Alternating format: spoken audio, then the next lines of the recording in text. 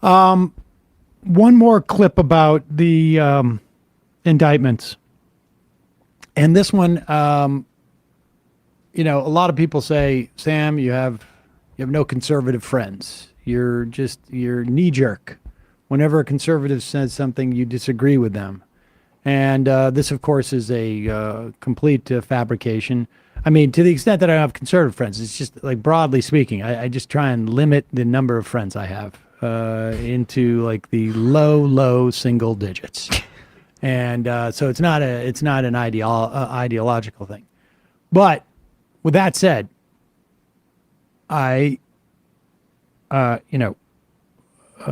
where credit's due. I agree with Ben Shapiro in light of these indictments. Here he is just speaking about presidents getting indicted on this show. I don't know if it's AI, but Larry King. With Larry King, so don't, chronology.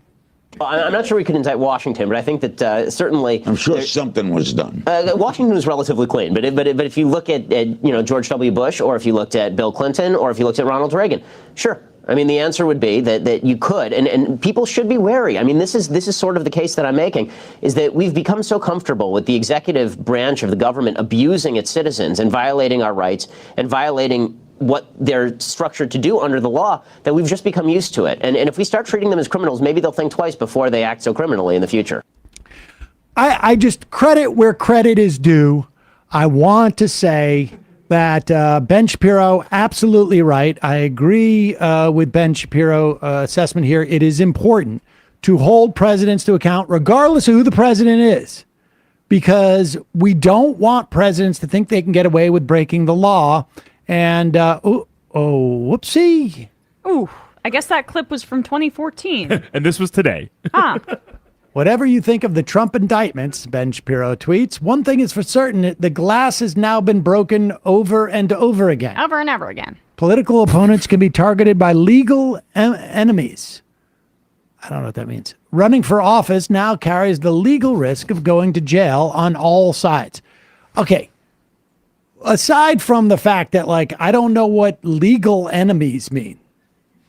What is legal enemies? Does that mean? I think he meant political. Well, yeah, as legal political target opponents can put it be back targeted up. as Political opponents can be targeted by legal enemies. Yeah. Does he mean like? He's talking about the DA. He's talking about Jack Smith. Legal enemies. They're in the law profession, so they're not political. They're okay. Technically, they're I'm sorry. legal enemies. I just thought he was an adult. Yeah. I knew how to articulate some of these things. By enemies who hold prosecutorial office. I hate when glass. Yeah. Can I just make one point? I hate when glass is broken over and over again. Mm-hmm. Like it's ground down in a way that is actually now not as dangerous. Nice. It's like I also love when you're the facts and logic guy and you decide in the first 7 words of your response to this to put aside every single part of the central facts of the case. Whatever you think of the Trump indictments, okay, then putting that aside, and I'm going to gesture towards like an emotional point about people, about political persecution, and my conservative audience, you know what that means. Yeah. That's what I'm going to gesture towards. But putting aside all of the central facts that are the most and only relevant part of the Trump indictments, I'm going to make a separate point. Coward. I mean, he's a coward. He doesn't want to piss off his audience, and he knows what he's doing. I mean, we just saw that clip. The irony is, though, is that by saying that, he actually makes himself look even stupider, because he is saying that as a matter of principle,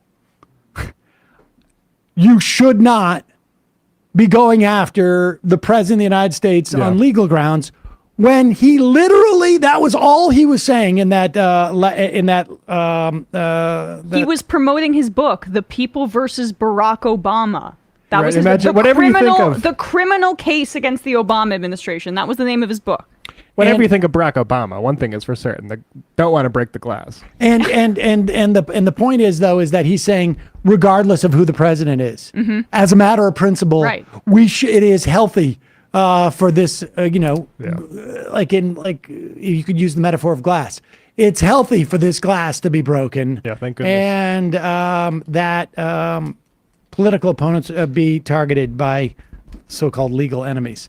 But of course, I mean, they believe nothing.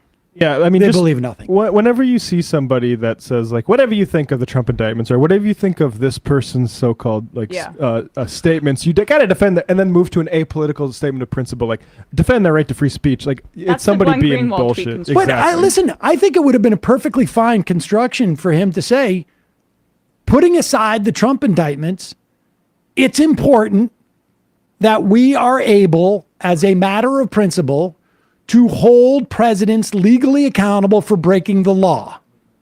Like, I would have totally agreed with that.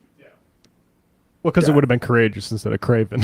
Well, I mean, he can't say that now. He can only say that when it's going to be when it's President Biden, when they're putting charges on President Biden for having a son who is Doing his free speech not to his doing son. very well.